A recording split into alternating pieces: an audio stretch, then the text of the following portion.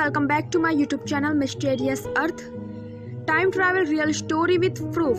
समय एक ऐसी घटना है जिसने पूरे ब्रह्मांड को खुद में समेट रखा है, लेकिन देखने में यह जितना सरल लगता है इससे समझ पाना उतना ही मुश्किल है।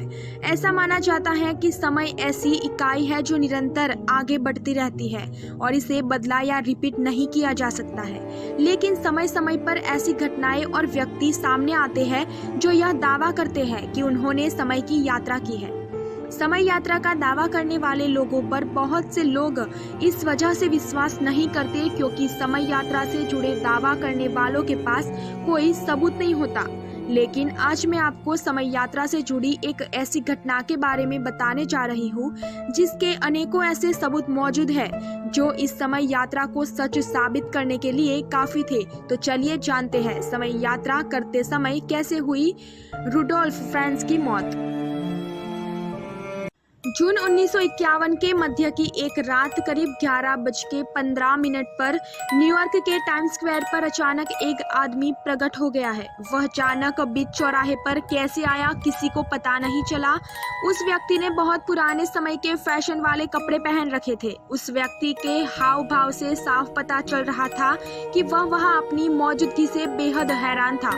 वो टाइम्स स्क्वायर पर मौजूद गाड़ियों और हर तरफ फैली चमचमाती रोशनियों को आश्चर्य भरी नजरों से देख रहा था और वहां खड़े लोग भी उस व्यक्ति को उतनी ही हैरानी से देख रहे थे। किसी ने भी उस सड़क के बीचों बीच जाते हुए नहीं देखा था। जैसे ही वह व्यक्ति सड़क के किनारे आने के लिए आगे बढ़ा, सामने से आती हुई कार से उसकी टक्कर हो गई, जिससे वो व्यक्ति बुरी तरह घायल हो गया और कुछ ही देर के बाद उसकी जान चली गई। जब उसकी तलाशी ली गई तो उसके पास से कुछ बेहद अजीबोगरीब और हैरान कर देने वाली चीजें बरामद हुई, जैसे कि एक बियर टोकन, घोड़ा गाड़ी की सफाई करने का एक बिल जिस पर पता लिखा था लिवेवरी स्टेबल, लेक्सिंगटन एवेन्यू। 1951 के किसी भी एड्रेस बुक में यह पता मौजूद नहीं था।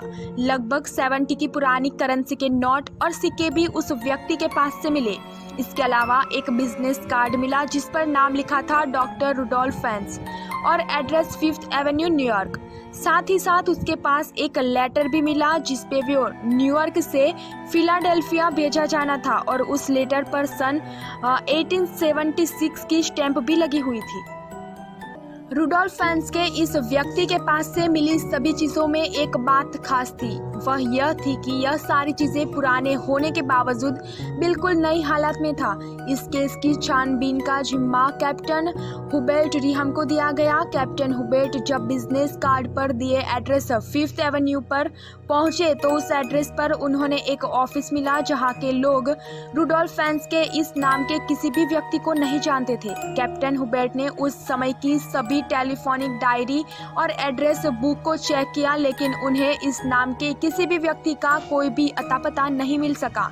इस घटना को कई दिन बीत जाने के बावजूद किसी भी पुलिस स्टेशन में रुडोल्फ फ्रांस नाम के किसी भी व्यक्ति की मिसिंग रिपोर्ट दर्ज नहीं हुई थी। किसी भी सुराग के अभाव में कैप्टन हबर्ट ने अपनी तहकीकात को जारी रखा और एक दिन सन 1939 की एक एड्रेस बुक में रुडोल्फ फ्रांस जूनियर नाम के एक व्यक्ति का एड्रेस मिला। उस एड्रेस पर पहुंचकर पता चला कि अब उसे पते पर कोई नहीं रहता जिन्होंने रुडोल्फ फ्रांस जूनियर नाम के इस व्यक्ति से यह प्रॉपर्टी खरीद ली थी। जैसे तैसे रुडोल्फ फ्रांस जूनियर के बैंक अकाउंट की डिटेल कैप्टन हुबर्ट को मिल गई। बैंक से पता चला कि अब रुडोल्फ फ्रांस जूनियर के बैंक अकाउंट को बंद कर दिया गया है क्योंकि उनकी 5 साल पहले ही मौत हो चुकी है, लेकिन उनकी बीवी अभी भी जिंदा थी और फ्लोरिडा में कहीं रहती थी। इस मिसिंग रिपोर्ट में गुमशुदा का हुलिया का जो विवरण दिखाया गया था वो 1951 में मरने वाले रुडोल्फ फ्रांस से मेल खाता था। कैप्टन हुबर्ट द्वारा जुटाए गए सबूत से यह तो साबित हो गया था कि मिसिंग रिपोर्ट वाला रुडोल्फ और 1951 में कार एक्सीडेंट में मारा गया रुडोल्फ एक ही व्यक्ति है, लेकिन आखिर 1876 में गायब हुआ व्यक्ति 1951 में कैसे पहुंचा, इस बात का जवाब आज तक कोई नहीं दे पाया। बस कुछ थियरीज है जो कहती है कि टाइम ट्रैवल्स या टाइम स्लीप से जुड़ी घटना थी। रुडोल्फ में अचानक समय यात्रा की थी। तो कैसा लगा आपको हमारा ये ब्लॉग, समय यात्रा करते समय कैसे हुई रुडोल्फ फ्रांस की मौत। Time travel real story with proof का एनालिसिस आप है कमेंट के माध्यम से बता सकते हैं। अगर आपको हमारा ये वीडियो पसंद आता है तो हमारे चैनल मिस्टीरियस अर्थ को सब्सक्राइब करें और वीडियो को लाइक और शेयर करना न भूलें। Thank you.